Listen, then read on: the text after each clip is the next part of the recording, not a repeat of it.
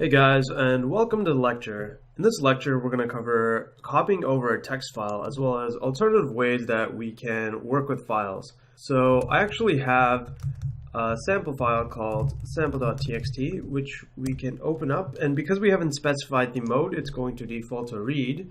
And normally we've read the entire file at once using the read function. But we don't always want to do that. Sometimes we want to just be able to read in a line at a time.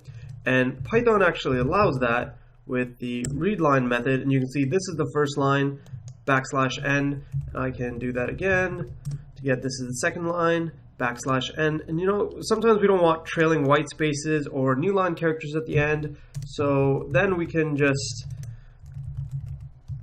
rstrip using the regular Python string functions in order to get rid of trailing spaces and extra characters. And there we go, there's no \n over here.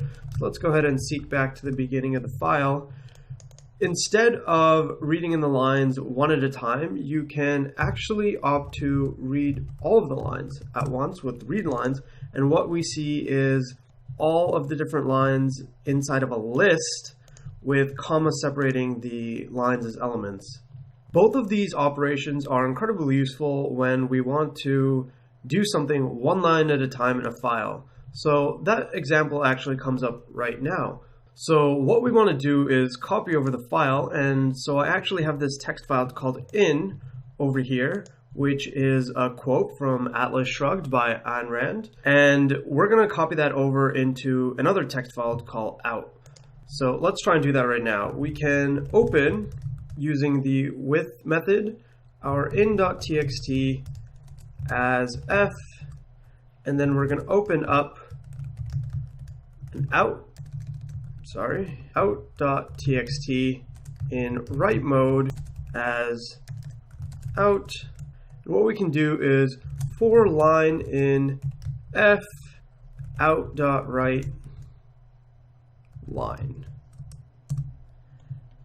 And if we go ahead and check the folder where out should be, here we have it, out.txt, and you see it's the exact same quote.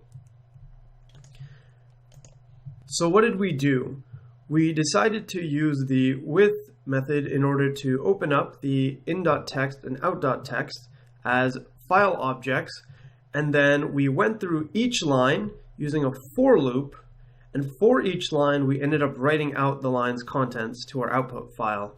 And both of these file objects are closed automatically because we've opted to use the with method versus opening them up manually. That's about it for this lecture, and I'll see you guys next time.